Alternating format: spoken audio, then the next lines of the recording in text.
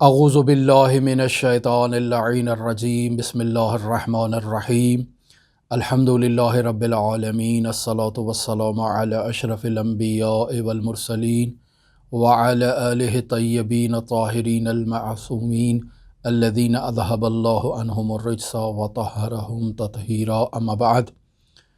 اپنی گفتگو کے آغاز سے پہلے آپ تمام دیکھنے والوں کی خدمت میں حضرات اہل بیت علیہم الصلاۃ والسلام کی عید اور پرمسرت خوشی کی مناسبت سے تبریک و تہنیت پیش کرتا ہوں، اور میری یہ دعا ہے کہ آپ اپنی زندگی میں ہمیشہ خوشیاں اور شادیاں دیکھیں، اور آپ کی زندگی میں کوئی غم، دکھ، حزن جو حضرات اہل بیت علیہم الصلاۃ والسلام کے غم کے علاوہ کوئی غم ہو، آپ اسے اپنی زندگی میں مشاہدہ نہ کریں، اور خداوند متعال آپ کی زندگی میں ہمیشہ اپنی برکتیں اور اپنی رحمتیں نازل فرمائے۔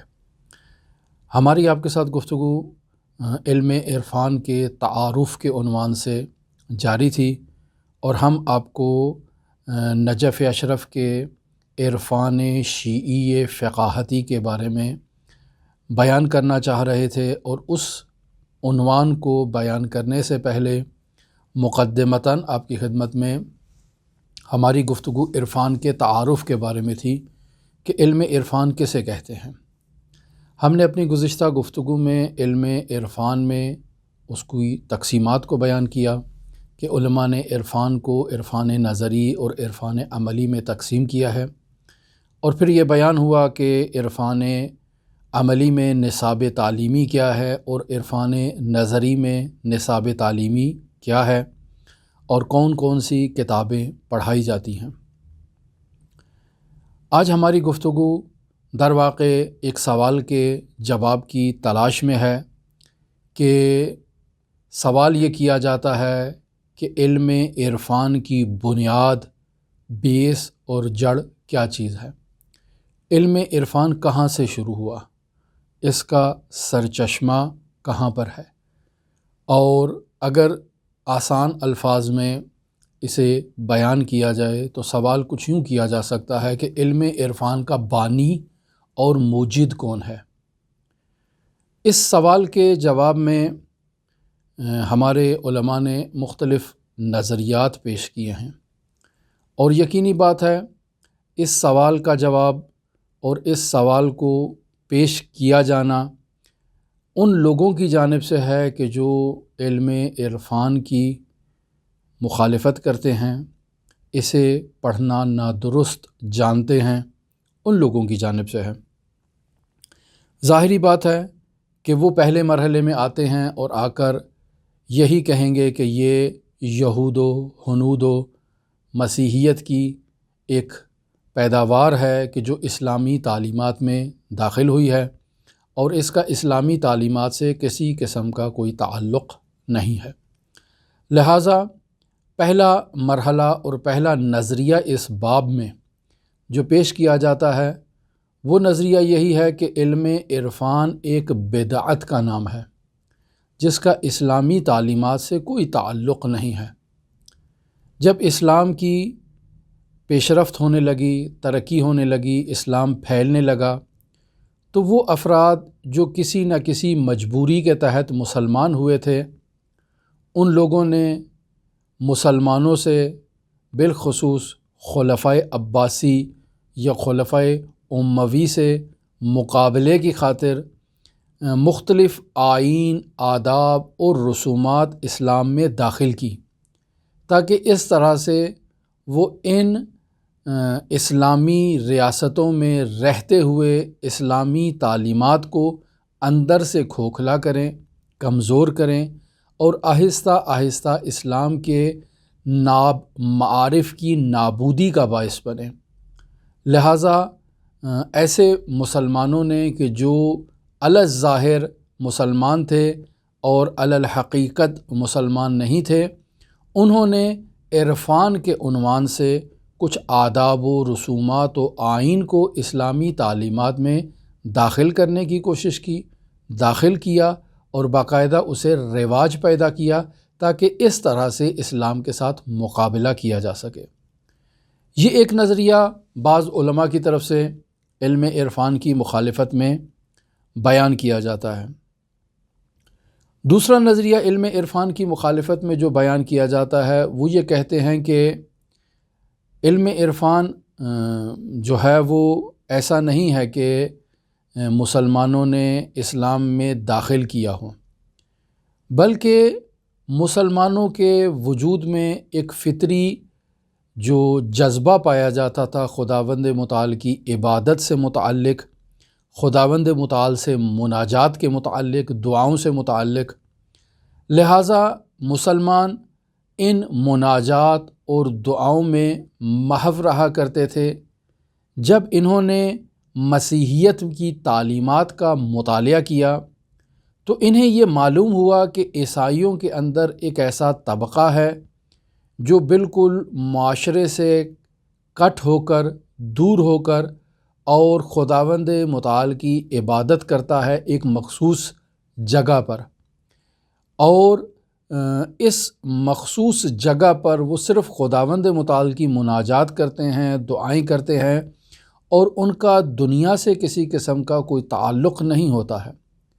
اور ہم مسلمان ہیں، ہم آخری نبی صلی اللہ علیہ وآلہ وسلم کی امت ہیں، تو ہمیں بھی خداوند متعال کی عبادت میں، مناجات میں دوسری امتوں کی نسبت زیادہ رغبت ظاہر کرنی چاہیے۔ لہٰذا ان مسلمانوں نے عیسائیت سے اور مسیحیت سے اس عنصر کو اٹھایا اور اسے اسلام میں داخل کیا، اور اس نظریے کو پیش کیا کہ اگر مسیحی خداوند متعال کی عبادت کے لیے، ذکر و اذکار کے لیے ایک مخصوص جگہ پر بیٹھ کر خدا کی عبادت کر سکتے ہیں تو مسلمان ایسا کیوں نہیں کر سکتے؟ مسلمان بھی ایک جگہ تعمیر کریں جہاں وہ بیٹھ کر خداوند متعال کی عبادت کریں، ذکر کریں، راز و نیاز کریں، دعائیں کریں۔ اس جگہ کا نام خانقاہ رکھا گیا تاکہ ان خانقاہوں میں یہ مسلمان ان امور کو انجام دیں جن امور کو مسیحیت رہبانیت کی صورت میں اور دنیا سے متارکے کی صورت میں انجام دیتے ہیں۔ الظاہر یہ ایک اچھا اقدام تھا کہ مسلمان بالآخر اس اقدام کے نتیجے میں خداوند متعال کی عبادت میں مصروف ہو جائیں گے، خداوند متعال سے راز و نیاز، دعاؤں میں اور مناجات میں مصروف ہو جائیں گے۔ یہ الظاہر ایک اچھی بات ہے، لیکن انہوں نے خلوت کے جو آداب ہیں انہیں بھی وہاں مسیحیت سے اٹھا کر اسلام میں کاپی پیسٹ کیا۔ لہٰذا یہ عرفان جو عرفان اسلامی کے عنوان سے اسلامی سرحدوں میں اور اسلامی تعلیمات میں داخل کیا گیا ہے، حقیقت میں یہ یہود و حنود و مسیحیت کی پیداوار ہے جسے وہاں سے اٹھایا گیا ہے اور اسے اسلام میں کاپی پیسٹ کر دیا گیا ہے، اور مسلمان اس طرح سے عارف بنتے ہیں، صوفی بنتے ہیں اور خداوند متعال سے راز و نیاز کرتے ہیں اور مناجات کرتے ہیں۔ یہ ایک دوسرا نظریہ اسی وادی میں اور اسی باب میں پیش کیا گیا۔ اور بھی مختلف نظریات ہیں کہ جو عرفان کی مذمت میں اور عرفانی تعلیمات کی مذمت میں بیان کیے جاتے ہیں۔ ہم زیادہ بحث کو طول و تفصیل نہیں دیں گے اور اس سوال کا جواب تلاش کرنے کی کوشش کریں گے کہ علم عرفان کا بانی اور موجد کون ہے، یا یہ کہا جائے کہ علم عرفان کہاں سے آیا، کب سے شروع ہوا اور اس کا سرچشمہ کیا ہے۔ تو عزیزان محترم، نہایت ہی خوبصورت انداز میں شہید اسلام مرتضیٰ مطہری رحمۃ اللہ علیہ اس مطلب کو ایک مثال کے ذریعے سے ہمارے سامنے بیان کرنے کی کوشش کرتے ہیں، اور وہ مثال اس انداز میں پیش کرتے ہیں کہ مثلاً ایک شخص ہے جو کسی نہر کے کنارے پر کھڑا ہے اور اس کے ہاتھ میں ایک جام ہے پانی کا، جس جام سے وہ پانی پی رہا ہے۔ ایسے میں وہاں کچھ افراد اس شخص کے پاس آتے ہیں اور اس سے یہ سوال کرتے ہیں کہ یہ جو تمہارے ہاتھ میں جام ہے، یہ جو پیالہ ہے، اس پیالے کے اندر جو موجود پانی ہے یہ تم کہاں سے لائے ہو؟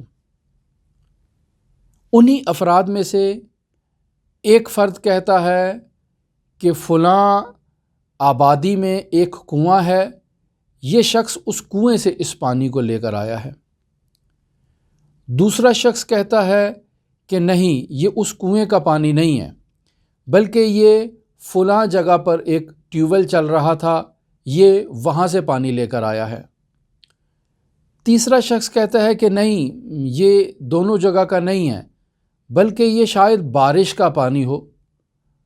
تو اس قسم کے احتمالات یہ لوگ دے رہے ہیں، لیکن ان افراد میں سے کوئی بھی شخص یہ کہنے کی جرأت پیدا نہیں کر رہا کہ بھائی، یہ شخص جو پانی پی رہا ہے یہ ایک نہر کے اوپر کھڑا ہے، اور نہر بھی نہایت میٹھے پانی کی، لذیذ پانی کی اور شفاف پانی کی ہے۔ اسے ہم جو اتنے احتمالات دے رہے ہیں کہ یہ فلاں آبادی کے کنویں سے پانی لے کر آیا، فلاں جگہ کے ٹیوب ویل سے پانی لے کر آیا، یا بارش کا انتظار کیا اور اس بارش کے پانی کو اس نے اس جام میں اور اس کوزے میں اور اس پیالے میں بند کیا اور اب اس کو یہ پی رہا ہے، یہ احتمالات تو دے رہے ہیں، لیکن کوئی بھی جرأت نہیں کر رہا کہ بھائی اس نے اپنا ہاتھ بڑھایا، اسی جام کو، اسی پیالے کو، اسی کوزے کو نہر کے اندر ڈالا اور اسے بھر کے اپنے لبوں کے قریب لایا ہے اور اب اسے نوش جان کر رہا ہے اور پی رہا ہے۔ یہ ہم احتمال کیوں نہیں دیتے ہیں؟ ہم دوسرے احتمالات کیوں دیتے ہیں کہ یہ ٹیوب ویل کا پانی ہو سکتا ہے، یہ کنویں کا پانی ہو سکتا ہے، یہ بارش کا پانی ہو سکتا ہے، یہ فلاں جوہر کا پانی ہو سکتا ہے؟ یہ احتمالات تو دے رہے ہیں، لیکن اس احتمال کو دینے میں کیا قباحت پائی جاتی ہے کہ یہ ایک شفاف زلال نہر کے اوپر کھڑا ہے اور اس نے ہاتھ بڑھا کر اسی نہر سے پانی اٹھایا ہوگا۔ ہم اس کو بعید جانتے ہیں اور کہتے ہیں کہ ایسا ہو نہیں سکتا ہے۔ بھئی اس میں کیا محال پایا جاتا ہے، کیا قباحت پائی جاتی ہے کہ جب میرے پاس سے ایک نہایت ہی خوبصورت، شفاف، زلال، شیرین پانی کی ایک نہر جاری ہے، میں اس نہر سے پانی کیوں نہیں پی سکتا ہوں؟ کیوں آپ احتمال دے رہے ہیں کہ میں کسی کنویں میں جاؤں گا، کسی ٹیوب ویل میں جاؤں گا یا بارش کا انتظار کروں گا؟ کیا یہ جو نہر میرے پاس سے گزر رہی ہے، یہ نہر مجھے پانی دینے میں بخل کا مظاہرہ کر رہی ہے، کنجوسی کا مظاہرہ کر رہی ہے، اور کہہ رہی ہے کہ میں نے آپ کو پانی نہیں دینا، جہاں سے جاتے ہو جا کر وصول کر لو؟ کیا ایسے ہے؟ تو کوئی بھی عاقل کہے گا کہ نہیں، یہ جو آپ احتمالات دے رہے ہیں یہ غیر عقلائی احتمالات ہیں اور نادرست احتمالات ہیں۔ جب پانی موجود ہے، مقتضی موجود ہے، کوئی رکاوٹ اور مانع بھی موجود نہیں ہے، تو کیا عیب ہے اور کیا حرج ہے کہ یہ پیاسا شخص اسی نہر سے پانی اٹھا کر اسے پی لے اور بارش کے برسنے کا انتظار نہ کرے، ٹیوب ویل کے چلنے کا انتظار نہ کرے، یا کوسوں دور کسی شہر میں جا کر اور وہاں سے اس جام کو بھر کے لا کر اسی نہر کے اوپر آ کر کیوں پی رہا ہے؟ کہیں اور بھی تو پی سکتا ہے۔ تو اسی نہر کے اوپر یہ کھڑا ہو کر اس پانی کو پی رہا ہے، یہ اس بات کی واضح دلیل ہے کہ اس نے اپنے اس جام کو اسی نہر سے بھرا ہے اور اسی نہر سے بھر کے یہ اسے نوش جان کر رہا ہے اور استعمال کر رہا ہے۔ اب یہ مثال نہایت ہمارے موضوع سے متعلق ہے۔ ہم کہہ رہے ہیں کہ اسلامی تعلیمات نہایت غنی تعلیمات ہیں۔ ہم یہ کہہ رہے ہیں کہ اسلام نے توحید کے ایسے مطالب ہمارے سامنے بیان کر دیے ہیں اور خداوند متعال کی معرفت کے ایسے خزانے انسان کو عطا کر دیے ہیں، لیکن اس کے باوجود ہم اسے ماننے کے لیے تیار نہیں ہیں۔ ہم یہ کہتے ہیں کہ نہیں، اسلامی تعلیمات میں کہیں نقص ضرور پایا جاتا ہے، اور اس نقص کے جبران کے لیے، اس نقص کو برطرف کرنے کے لیے ہمیں یہود و ہنود و مسیحیت کے عرفان کی ضرورت ہے، یا وہاں سے مطالب لا کر ہمیں اسلامی تعلیمات میں داخل کرنے کی ضرورت ہے۔ اسلامی تعلیمات ناقص ہیں اور وہ ہمیں معرفت اللہ تک نہیں پہنچاتی ہیں۔ یہ نہایت بعید بات ہے۔ لہٰذا جتنے بھی عرفائے اسلامی ہیں وہ اس بات پر 100% برہان قائم کرتے ہیں، جیسے شہید مطہری رحمۃ اللہ علیہ نے برہان قائم کیا، اور فرماتے ہیں کہ عرفان اسلامی حقیقت میں، واقعیت میں، تاریخی حقائق کی روشنی میں، استقراء کی روشنی میں تمام کا تمام اسلامی تعلیمات سے اخذ شدہ ہے۔ ایک رتی برابر بھی عرفان اسلامی کے اندر مطالب اسلام سے باہر موجود کسی بھی آئین، کسی بھی مذہب، کسی بھی مکتب سے اسلامی تعلیمات میں داخل نہیں ہوئے ہیں۔ لہٰذا عرفان اسلامی کا سرچشمہ اسلامی تعلیمات ہیں۔ رسول خدا صلی اللہ علیہ وآلہ وسلم کی تعلیمات کا نچوڑ عرفان اسلامی ہے۔ حضرات اہل بیت علیہم الصلاۃ والسلام کی روایات، قرآن مجید کی آیات، ان کا اگر آپ نچوڑ نکالیں تو وہ اسلامی عرفانی ہے کہ جو ہمارے سامنے اس وقت موجود ہے۔ لہٰذا میرے پاس اس وقت جو عرفان اسلامی موجود ہے، اس عرفان اسلامی کو میں نے اسلام کے انہی غنی مطالب سے استخراج کیا ہے جو میرے پاس موجود ہیں۔ آپ کیوں مجھے احتمال دے رہے ہیں کہ میں ہنود کے پاس گیا ہوں اور وہاں سے لے کر آیا ہوں، یہود کے پاس گیا ہوں وہاں سے لے کر آیا ہوں، مسیحیت کے پاس گیا ہوں وہاں سے لے کر آیا ہوں؟ آپ کیوں احتمال نہیں دے رہے کہ یہ جب اتنی شفاف، زلال اور شیرین پانی کی نہر بہہ رہی ہے بنام اسلام، میں نے ہاتھ بڑھایا اور اسی شیرین اسلام سے ایک کاسہ میں نے باہر اٹھایا، ایک جام باہر اٹھایا، یہ جام عرفان اسلامی کا ہے اور اسے میں اب استعمال کر رہا ہوں۔ آپ کیوں کہتے ہیں کہ یہ یہودیوں سے آیا ہے، یہ مسیحیوں سے آیا ہے؟ یعنی آپ کی نظر میں یہ جو شفاف، زلال، نایاب نہر اسلامی تعلیمات کی رسول خدا صلی اللہ علیہ وآلہ وسلم نے جاری کی ہے، اس نہر میں نقص ہے، اس نہر میں بخل ہے، کنجوسی ہے۔ یہ کہتی ہے کہ میں نے آپ کو خدا تک پہنچنے کا راستہ نہیں دینا ہے، آپ جائیں یہود سے لے لیں، ہنود سے لے لیں، مسیحیت سے لے لیں، میں نے آپ کو یہ خدا تک پہنچنے کا راستہ نہیں دکھانا ہے۔ تو عزیزان، یہ تو ہم اسلام پہ اٹیک کر رہے ہیں، رسول خدا صلی اللہ علیہ وآلہ وسلم کی تعلیمات پر حملہ کر رہے ہیں۔ ہم کیسے اس چیز کو تسلیم کر لیں؟ لہٰذا علماء اسلام کا یہ دعویٰ ہے کہ علم عرفان کی بنیاد خالصتاً رسول خدا صلی اللہ علیہ وآلہ وسلم کی تعلیمات کا نچوڑ ہے۔ ایک ذرہ بھر بھی اسلام سے باہر کوئی ایسا مطلب نہیں ہے کہ جو ہم باہر سے لے کر آئے ہوں اور اسے اسلامی تعلیمات میں پڑھایا جاتا ہو، داخل کیا جاتا ہو یا موجود ہو۔ اس مطلب کو اور اس برہان کو بیان کرنے کے بعد اس مطلب کی طرف بھی اشارہ کرتے چلیں کہ جیسا کہ ہم کل اپنی گفتگو میں یا پرسوں اپنی گفتگو میں اس مطلب کو بیان کر چکے ہیں کہ علم عرفان کی تعلیمات کا اگر نچوڑ نکالا جائے اور تمام تعلیمات کا جائزہ لیا جائے تو دو مطالب ایسے ہیں کہ جو علم عرفان میں کسی بھی عارف کو، کسی بھی سالک کو تعلیم دیے جاتے ہیں اور پڑھائے جاتے ہیں۔ پہلا مطلب جو ہے وہ توحید ہے اور دوسرا مطلب جو ہے وہ موحد ہے۔ توحید سے متعلق جب آتے ہیں تو خداوند متعال کی معرفت، خداوند متعال کے اسماء و صفات کی معرفت، خداوند متعال اور اس کی مخلوقات کے مابین موجود ارتباط کی معرفت، یہ علم عرفان کا کام ہے پہلے مرحلے میں۔ پس معرفت باری تعالی علم عرفان کا پہلا ہدف ہے۔ علم عرفان کا دوسرا ہدف انسان کامل کی تبیین ہے، انسان کامل کی حقیقت اور اس کے مراتب کو بیان کرنا ہے اور انسان کو بتانا ہے کہ انسان کی حقیقت کیا ہے۔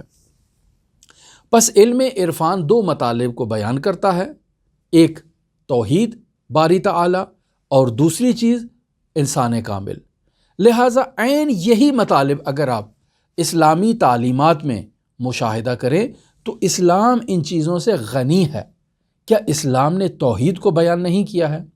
کیا اسلام نے ہمارے سامنے خداوند متعال کی معرفت سے متعلق اور توحید سے متعلق مطالب بیان نہیں کیے ہیں؟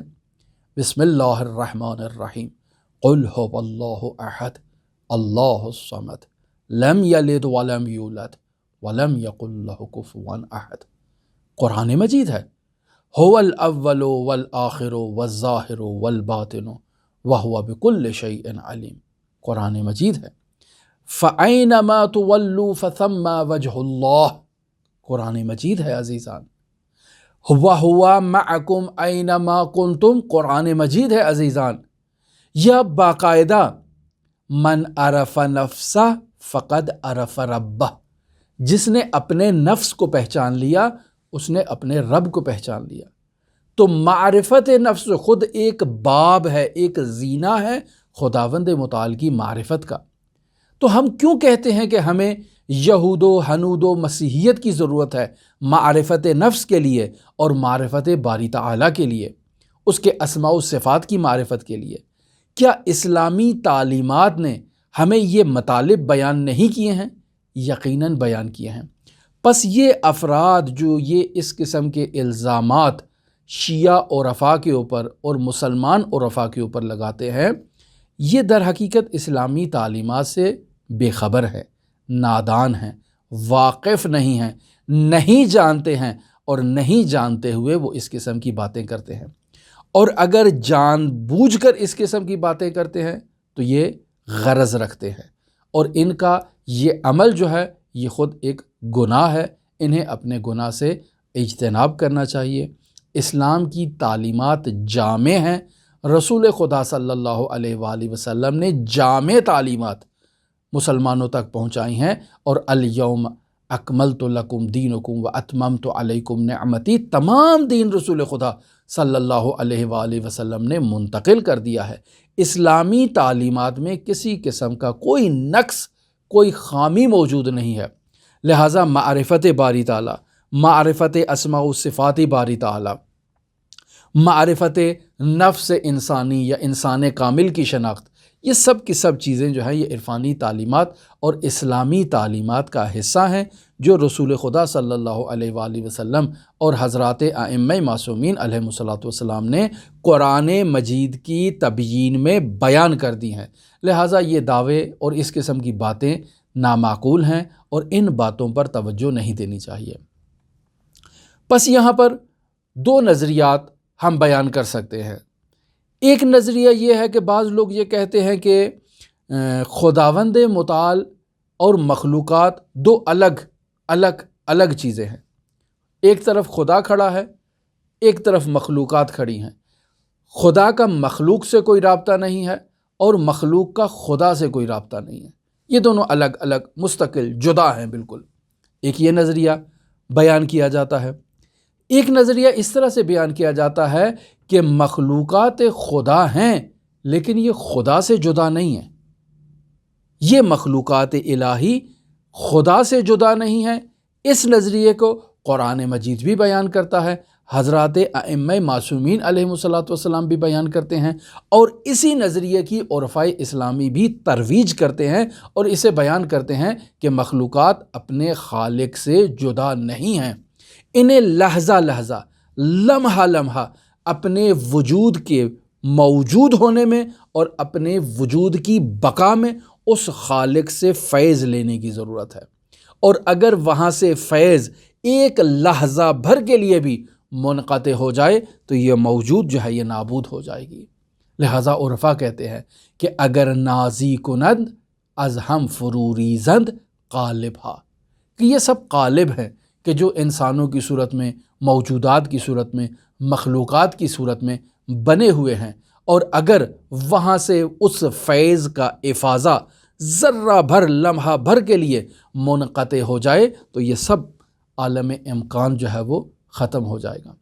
लिहाजा ये तौहीद जिसे उरफ़ा बयान कर रहे हैं, इस तौहीद को दर्क करने की ज़रूरत है, समझने की ज़रूरत है, और इसे दर्क करने के लिए एक इंसान कामिल को शहूदी मारिफात की ज़रूरत है। एक इंसान कामिल को मुकाशिफ़ात तौहीदी की ज़रूरत है।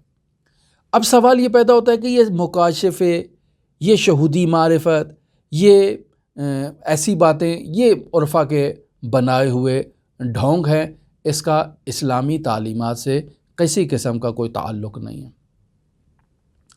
अगर कोई ऐसी बात करता है تو یقینی بات ہے کہ وہ اسلامی تعلیمات سے باخبر نہیں ہے، اس نے اسلام کو پڑھا نہیں ہے۔ مدرسوں میں رہا ضرور ہے، لیکن مدرسوں میں اپنے وقت کو اس نے ضائع کیا ہے۔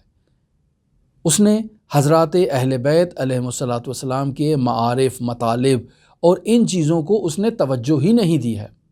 اگر وہ ذرہ بھر بھی توجہ دیتا تو حقیقت اسلام کو باقاعدہ مشاہدہ کرتا کہ اسلام انسانی نفوس کو خداوند متعال کی طرف متوجہ کر رہا ہے اور ان کو حرکت دے رہا ہے تاکہ ایک انسان جو ہے وہ موحد بنے، مدارج عالیہ طے کرے، کمالات طے کرے اور خداوند متعال سے لقاء کرے۔ یہ اسلامی تعلیمات کا لب مطلب ہے اور نچوڑ ہے۔ آپ کہیں کہ اسلام تو نماز کا حکم دے رہا ہے، روزے کا اور زکوٰۃ کا حکم دے رہا ہے، لیکن توحید کا حکم نہیں دے رہا ہے۔ انسان کو اس کے خالق، اس کے مالک، اس کے معبود سے وصل کرنے کا کوئی نسخہ نہیں بتا رہا ہے، اور اس اتصال کے لیے ہمیں یہود و ہنود و مسیحیت کی ضرورت ہے۔ تو در واقع آپ یہ کہہ رہے ہیں کہ رسول خدا صلی اللہ علیہ وآلہ وسلم کی تعلیمات ناقص ہیں۔ نہیں عزیزان، رسول خدا کی تعلیمات ناقص نہیں ہیں، آپ نے درست انداز میں اسلامی تعلیمات کو درک نہیں کیا۔ اگر آپ درست انداز میں تعلیمات اسلامی کو درک کرتے تو اس بات کی گواہی دیتے کہ عرفان اسلامی کے مروج رسول خدا صلی اللہ علیہ وآلہ وسلم کی ذات ہے، حضرات ائمہ معصومین علیہم الصلاۃ والسلام کی ذات ہے۔ انہوں نے انسان کو توحید کی طرف دعوت دی ہے، تو منادیان توحید جو ہیں وہ حضرات ائمہ معصومین ہیں، اور انہوں نے رسول خدا صلی اللہ علیہ وآلہ وسلم سے ان تعلیمات کو اخذ کیا ہے۔ کیا آپ نے نہج البلاغہ میں خطبہ متقین کو مشاہدہ نہیں کیا؟ یہ خطبہ متقین عرفان اسلامی کا ایک مکمل نصاب ہے، جسے امیر المؤمنین علی بن ابی طالب علیہ الاف التحیۃ وثنا بیان فرما رہے ہیں۔ یا کیا آپ نے باقاعدہ طور پر حدیث عنوان بصری کو حضرت امام جعفر صادق علیہ الاف التحیۃ وثنا سے نقل نہیں کیا، نہیں پڑھا، مطالعہ نہیں کیا؟ یہ باقاعدہ ایک سیر و سلوک کا نسخہ ہے کہ جو امام جعفر صادق علیہ الاف التحیۃ وثنا عنایت فرما رہے ہیں۔ بے پناہ مطالب ہے اسلامی روایات میں، اسلامی عناوین میں، جو قرآن مجید سے استخراج ہوئے ہیں اور عرفان اسلامی کے مدرک اور منبع کی حیثیت رکھتے ہیں، اور اس بات کی واضح دو ٹوک الفاظ میں بیان کر رہے ہیں کہ توحید کی معرفت اور موحد کی معرفت دونوں جو ہیں وہ اسلامی تعلیمات کا نچوڑ ہے۔ اسلام انسان کو انسان کامل بناتا ہے، اسے خدا شناس بناتا ہے، اور لقاء اللہ کے مرحلے تک اسے پہنچنے میں مدد فراہم کرتا ہے۔ بس ہم نہیں کہہ سکتے کہ ہمارے پاس عرفان اسلامی کے عنوان سے جو چیز موجود ہے، جو تعلیمات موجود ہیں، وہ یہود و ہنود کا تحفہ ہے ہماری طرف۔ یہاں اس مرحلے پر آ کر میں آپ کی خدمت میں باقاعدہ شاہد پیش کرنا چاہتا ہوں کہ رسول خدا صلی اللہ علیہ وآلہ وسلم نے باقاعدہ عرفان اسلامی کو جو ہے وہ متعارف کروایا، اور رسول خدا صلی اللہ علیہ وآلہ وسلم کے دور میں باقاعدہ ایسے افراد موجود تھے جو ان وادی سیر و سلوک میں، جو وادی توحید میں اور خداوند متعال سے لقاء کے ان مراحل کو طے کر رہے تھے، اور رسول خدا صلی اللہ علیہ وآلہ وسلم کی تائید بھی انہیں شامل حال تھی۔ لہٰذا ہم جہاں بیان کرتے ہیں کہ قول و فعل و تقریر معصوم حجت ہے، تو کیوں اس جگہ پر آ کر ہم خاموش ہو جاتے ہیں؟ یہ جو روایت آپ کی خدمت میں بیان کرنا چاہ رہا ہوں، اس روایت کو ہمارے شیعہ علماء کی کتابوں میں بھی آپ تلاش کر سکتے ہیں، اور ہمارے اہل سنت برادران کی کتابوں میں بھی اس روایت کو تلاش کر سکتے ہیں، اور روایت موثق ہے، صحیح ہے، اور عالی مطالب پر مشتمل ہے۔ میں اس روایت کا عین مطلب آپ کی خدمت میں قرأت کرتا ہوں تاکہ ہم اپنی اس بحث کو اختتام تک لے چلیں۔ حضرت امام جعفر صادق علیہ الاف التحیۃ وثنا سے یہ روایت نقل ہوئی ہے اصول کافی کے اندر۔ امام جعفر صادق علیہ الصلاۃ والسلام فرماتے ہیں کہ ان رسول اللہ صلی اللہ علیہ وآلہ وسلم صلی بالناس الصبح، رسول خدا صلی اللہ علیہ وآلہ وسلم ایک دن مسجد میں تشریف لائے اور آپ نے اپنے اصحاب کے ساتھ مل کر نماز فجر ادا کی۔ نماز فجر ادا کرنے کے بعد فنظر الی شعب فی المسجد، رسول خدا صلی اللہ علیہ وآلہ وسلم کی نظر مبارک ایک ایسے نوجوان پر پڑتی ہے جو مسجد کے اندر موجود ہے، وَهُوَ يَخْفِقُ، اور وہ اونگھ لے رہا ہے۔ جیسے معمولاً آپ کسی شخص کو سوتے ہوئے دیکھتے ہیں کہ وہ سو رہا ہے تو یوں اپنے سر کو جھٹکا دیتا ہے، پھر اٹھاتا ہے، پھر جھٹکا دیتا ہے، ایک ایسی کیفیت میں یہ نوجوان وہاں اس مسجد میں موجود ہے۔ رسول خدا صلی اللہ علیہ وآلہ وسلم اسے مشاہدہ کرتے ہیں۔ اس کی کیفیت یہ ہوتی ہے وَهُوَ يَخْفِقُ وَيَهْوِي بِرَأْسِهِ، وہ اونگ لے رہا ہے اور اس اونگ لینے کے نتیجے میں اس کا سر نیچے گر رہا ہے اور پھر وہ اس کو اٹھاتا ہے۔ مُصْفَرًّا لَوْنُهُ، اس کے چہرے کا رنگ جو ہے وہ زرد ہو چکا ہے۔ قد نحف جسمو، اس کا بدن جو ہے وہ نہایت ہی کمزور ہے۔ وغارت عیناہ فی رأسہ، اس کی آنکھوں کے گرد جو ہے وہ ہلکے پڑ چکے ہیں اور آنکھ اندر دھنس چکی ہے۔ یہ اس صحابی کی کیفیت ہے، نوجوان ہے بالکل۔ رسول خدا صلی اللہ علیہ وآلہ وسلم اس سے سوال کرتے ہیں۔ فقال له رسول اللہ صلی اللہ علیہ وآلہ وسلم کیف اصبحت یا فلان، رسول خدا اس سے پوچھتے ہیں کہ بھئی بتاؤ تمہارا کیا حال ہے، تم نے کیسے اپنی زندگی کو کیا بنا رکھا ہے اور کیا کر رہے ہو تم؟ قال، یہ رسول خدا صلی اللہ علیہ وآلہ وسلم کو جواب دیتا ہے، اصبحت یا رسول اللہ موقنا، اے میرے پیارے حبیب، اے رسول خدا صلی اللہ علیہ وآلہ وسلم، میں یقین کی حالت میں صبح کر رہا ہوں اور یقین کی حالت میں ہوں اس وقت۔ فعجب رسول اللہ صلی اللہ علیہ وآلہ وسلم من قولہ، نہایت تعجب کرتے ہیں رسول خدا اس جواب سے، اور جب تعجب کرتے ہیں وقال، تو اس سے یہ سوال کرتے ہیں، ان لکل یقین حقیقتاً، بے شک ہر یقین کی ایک حقیقت ہوتی ہے، فما حقیقت یقینک، تمہیں جو یقین حاصل ہے اس یقین کی حقیقت کیا ہے یہ مجھے بیان کرو۔ فقال، تو یہ شخص رسول خدا صلی اللہ علیہ وآلہ وسلم کو جواب دیتا ہے، ان یقینی یا رسول اللہ هو الذی احزننی، اے میرے حبیب، اے پیارے رسول، میرا یقین ہے کہ جس نے مجھے محزون کر رکھا ہے، یعنی اسی یقین کی وجہ سے میرے وجود میں ایک حزن کی کیفیت جو ہے وہ طاری ہے۔ وَأَسْحَرَ لَيْلِي، اور اسی یقین کی وجہ سے میں رات کو بیدار رہتا ہوں۔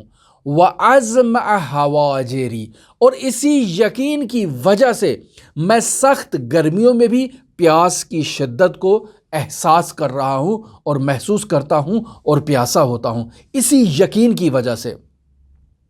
فَعَرَفَتْ نَفْسِي عَنِ الدُّنْيَا وَمَا فِيهَا، اور جو کچھ بھی اس دنیا میں ہے اور اس دنیا سے متعلق جو کچھ بھی ہے اس سے مجھے رغبت ختم ہو چکی ہے، میں بے رغبت ہو چکا ہوں اسی یقین کی وجہ سے، یعنی میرا یقین باعث ہوا ہے کہ میں دنیا اور وما فیہا دنیا سے بے نیاز ہو چکا ہوں اور دوری اختیار کر چکا ہوں۔ حتی کأنی انظر الی عرش ربی، یہاں تک کہ گویا میں اپنے پروردگار کے عرش کو مشاہدہ کر رہا ہوں، پھر صرف عرش کو مشاہدہ نہیں کر رہا ہوں، وَقَدْ نُصِبَ لِلْحِسَابِ وَحُشِرَ الْخَلَائِقَ لِذَلِكَ وَأَنَا فِيهِمْ، میں صرف عرش کو مشاہدہ نہیں کر رہا ہوں بلکہ عرش کے ساتھ میں اس چیز کو بھی مشاہدہ کر رہا ہوں کہ خداوند متعال نے لوگوں کے حساب و کتاب کے لیے باقاعدہ جو ہے وہ انتظام کر رکھا ہے، اور میں بھی وہاں پر اپنے حساب و کتاب کے لیے خداوند متعال کے حضور موجود ہوں اور اس چیز کو مشاہدہ کر رہا ہوں۔ اچھا، وَكَأَنِّي أَنظُرُ إِلَىٰ أَهْلِ الْجَنَّةِ يَتَنَعَّمُونَ فِي الْجَنَّةِ، اے رسول خدا، میں اپنے اسی یقین کی بدولت مشاہدہ کر رہا ہوں اہل جنت کو کہ جو جنت میں موجود ہیں اور جنت کی نعمات سے متنعم ہیں اور استفادہ کر رہے ہیں۔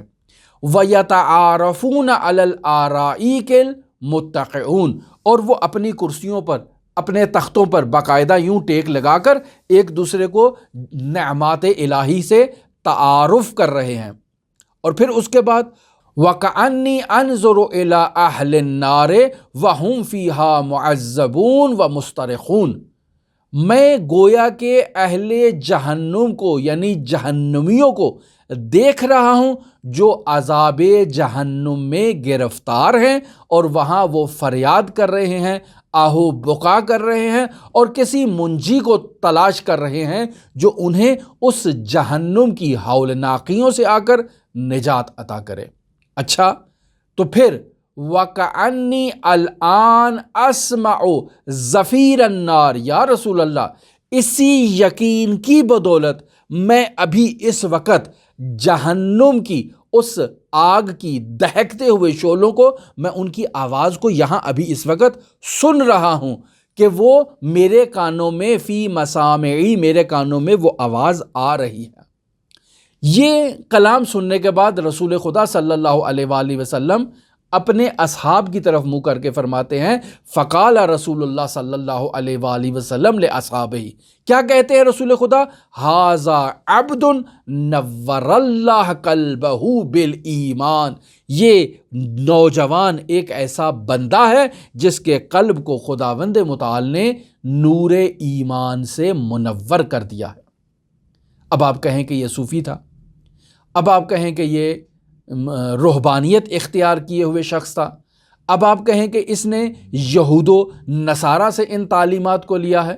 نہیں عزیزان، یہ یقیناً ہماری سوچ میں کوتاہی پائی جاتی ہے، ہمارے فہم و شعور میں کسی قسم کی کوتاہی پائی جاتی ہے، وگرنہ رسول خدا صلی اللہ علیہ وآلہ وسلم اس شخص کو صوفی نہیں کہہ رہے، اس شخص کو یہود و نصارہ کا پیروکار نہیں کہہ رہے ہیں، بلکہ اپنے اصحاب سے یہ کہہ رہے ہیں کہ ھذا عبد نور اللہ قلبہ بالایمان، یہ بندہ وہ بندہ ہے جس کے دل کو اللہ نے نور ایمان سے منور کر رکھا ہے۔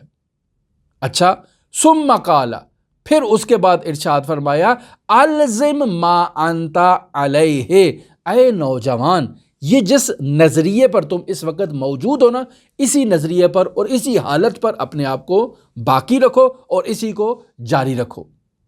اچھا، پھر اس کے بعد فقال الشاب، وہ نوجوان رسول خدا صلی اللہ علیہ وآلہ وسلم کو مخاطب ہوتا ہے اور کہتا ہے، ادعو اللہ لی یا رسول اللہ ان ارزق الشہادۃ معک، اے اللہ کے حبیب میرے لیے دعا کریں کہ اللہ مجھے شہادت کی موت آپ کے قدموں میں اور آپ کے جوار میں نصیب کرے کہ میں شہید ہو جاؤں۔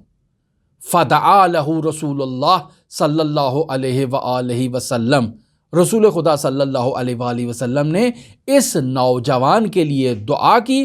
فلم یلبث ان خرج فی بعض غزوات النبی صلی اللہ علیہ وآلہ وسلم فاستشہد بعد 9 نفر وکان هو العاشر، یعنی رسول خدا نے اس نوجوان کے لیے دعا کی تو یہ نوجوان رسول خدا صلی اللہ علیہ وآلہ وسلم کے ساتھ کسی غزوے میں شریک ہوا، اور وہاں پر 9 افراد کی شہادت کے بعد یہ 10واں شخص تھا جو اس غزوے میں راہ خدا میں شہید ہو گیا اور لقاء اللہ کے مرحلے پر فائز ہو گیا۔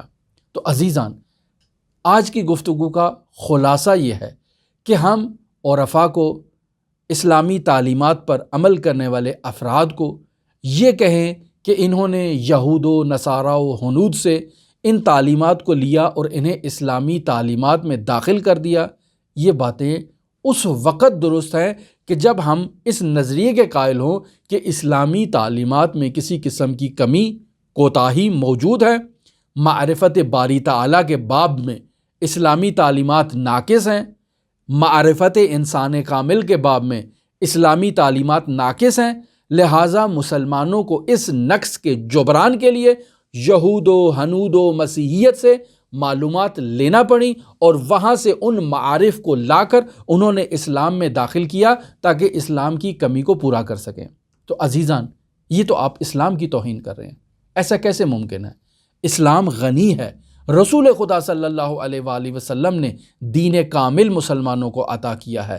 قرآن مجید نے وہ تمام معارف بیان کر دیے ہیں کہ جن معارف پر عمل کر کے، جنہیں سیکھ کر انسان خداوند متعال کی لقاح تک پہنچ سکتا ہے اور مدارج عالیہ طے کر سکتا ہے۔